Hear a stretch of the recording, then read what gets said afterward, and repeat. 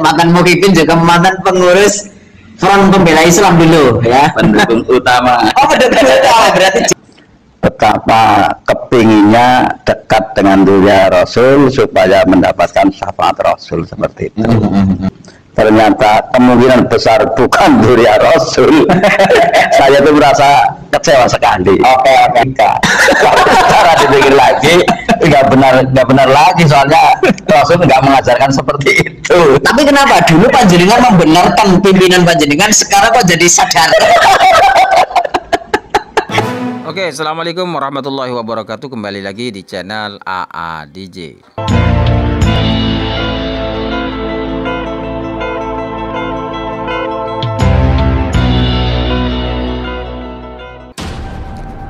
Nah, pengakuan luar biasa, pengakuan dari mantan Muhyiddin karena kerinduannya kepada Rasulullah, karena ingin dekat, ingin berkhidmat kepada Rasulullah. Maka apapun yang mengatasnamakan Rasulullah tentu akan menjadikan kita mahabbah, serasa kita dekat dengan Rasulullah Sallallahu Alaihi Wasallam. Pengakuan mantan pentolan FPI ini bahkan sempat menjadi radikal ya ketika menjadi Muhyiddin. Bagaimana ceritanya kita dengarkan ya. Assalamualaikum Kiai. Waalaikumsalam. Sehat? Alhamdulillah. Syukur ya.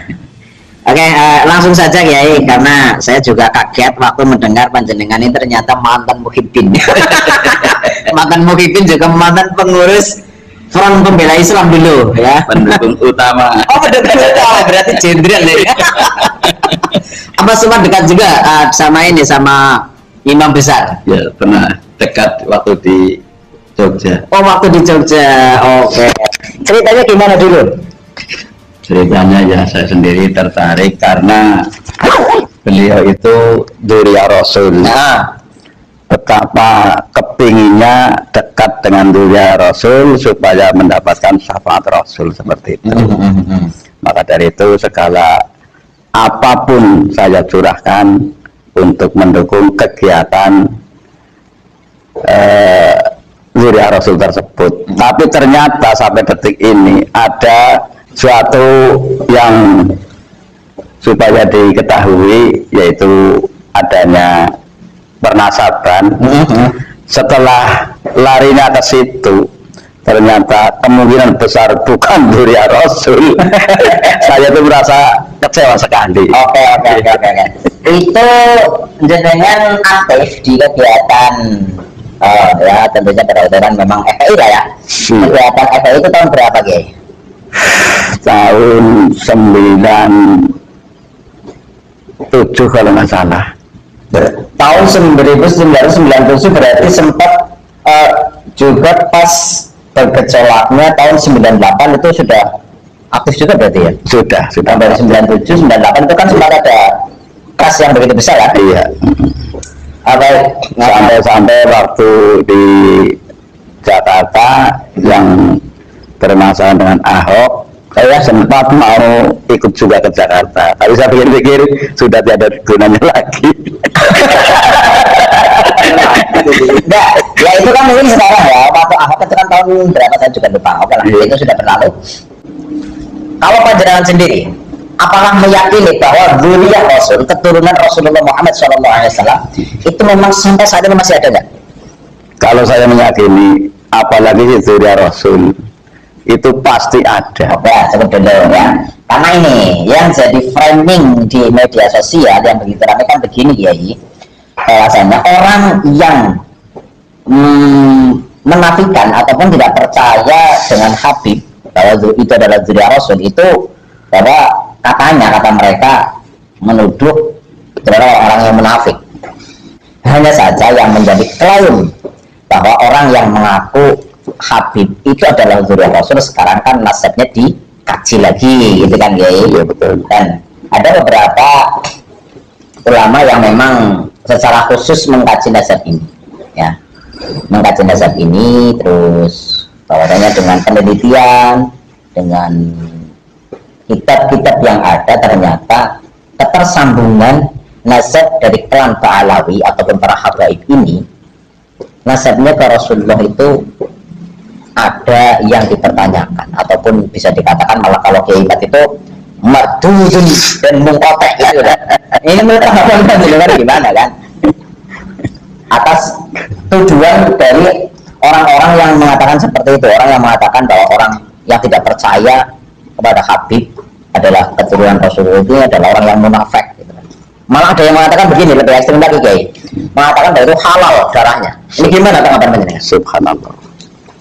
Begini, setelah diamati dari berbagai cerita dan juga berbagai ilmiah yang dikaji, ini kan tentu ada jalan untuk begitu terang dan menerangkan nyatanya hubungannya itu dengan yang kuasa. Jadi istilahnya, kalau yang batil pasti tidak akan lama dan juga pasti akan terbongkar. Yang hak pasti akan ketahuan juga. Jadi intinya, kalau orang yang menyatakan seperti itu yang tidak benar. Jadi mulia Rasul tetap masih ada ila yaumil qiyamah. Masalahnya kalau tidak ada, termasuk diri Rasul itu termasuk rahmatan lil alamin. Jadi cara wong Jawa naik guling ngendika gue jadi patokan jagat, itu pasti ada. Mungkin bisa sharing pengalaman dulu ya. Jenengan waktu masih aktif di organisasi tersebut, seberapa dekat sih jenengan sama tokoh-tokoh dari FPI itu?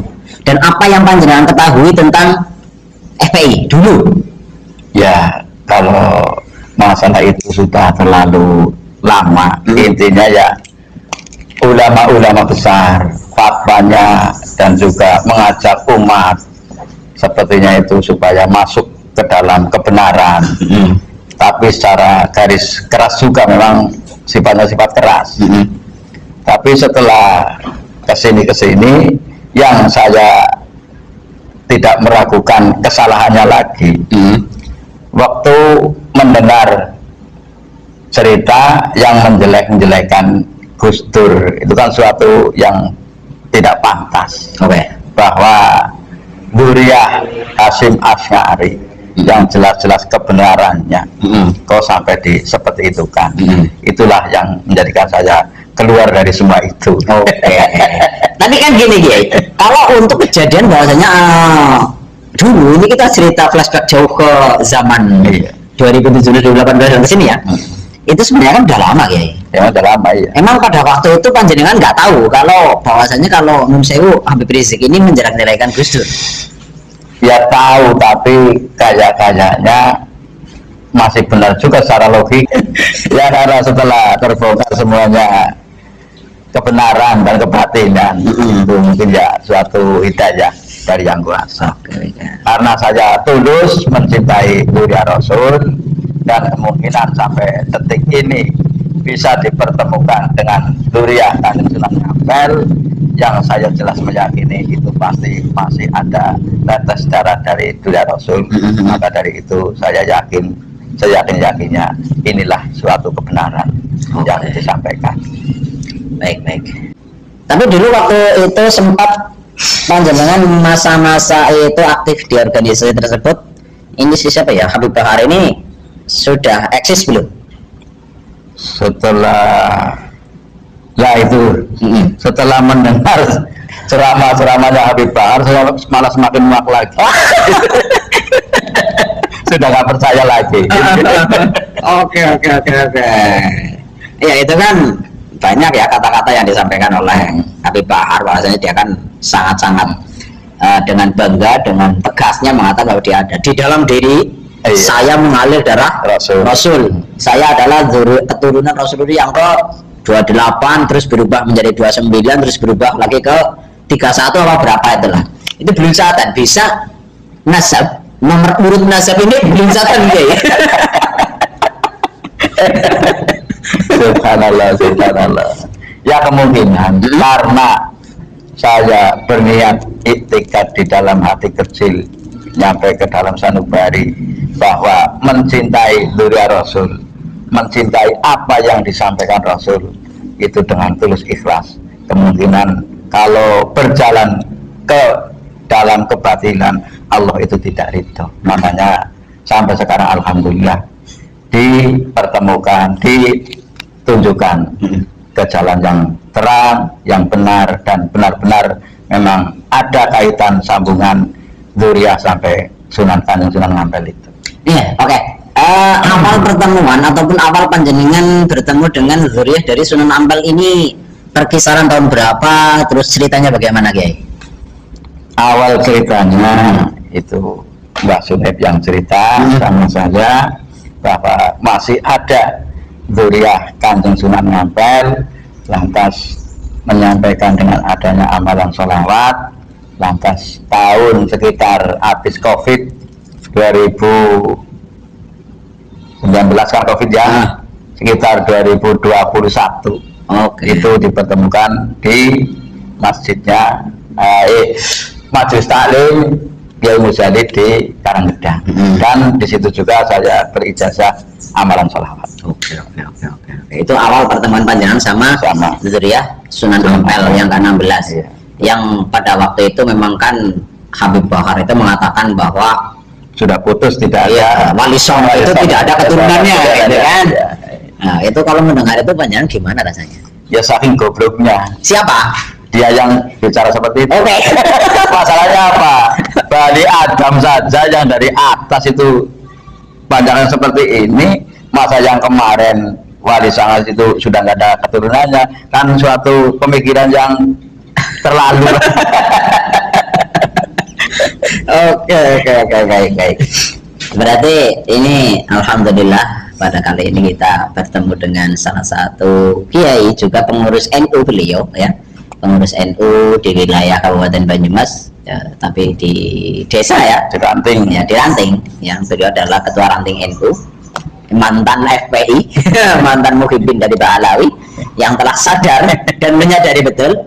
Maksudnya karena menyadarinya itu bukan karena nafsu ya, bukan karena kebencian, bukan itu kan, tapi karena dengan mengikuti kajian-kajian ataupun fakta-fakta yang terjadi di lapangan, dan itu dicerna dengan akal sehat, dicerna dengan saling sharing, saling musyawarah. Intinya ya dilihat dari akhlak. Masalahnya akhlak Rasul tidak seperti itu. Oke. Ya cuma pesan saya sama teman-teman, siapa tahu masih ada yang mau berpikir, masalahnya Quran itu juga untuk dipikir. Jadi masa iya kalau Rasul dzurriyyahnya mengajarkan hal-hal yang kurang baik dan menjelek-menjelekan kelompok ataupun orang lain, itu nggak mungkin. Masalahnya Rasul itu kan diutus untuk menyempurnakan akhlak, paling tidak lah ya dipikir biar kita mencari keselamatan dunia akhirat itu bisa sampai bisa ke hadapan Yang Kuasa. Masalahnya apa yang kita perbuat, apa yang kita lakukan mau dipertanggungjawabkan. Jadi paling tidak harus mencari kebenaran dan terus mencari, dan juga jangan lupa memohon petunjuk sama Yang Kuasa. Cuma seperti itu. Oke.